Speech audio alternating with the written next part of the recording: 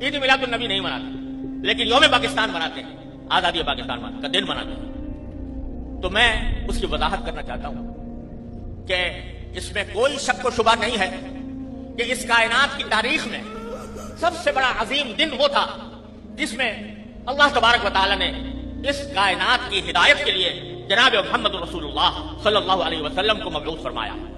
उससे ज्यादा अजीम दिन इंसानी तारीख में कोई और नहीं जिसमें आप तशरीफ लाए।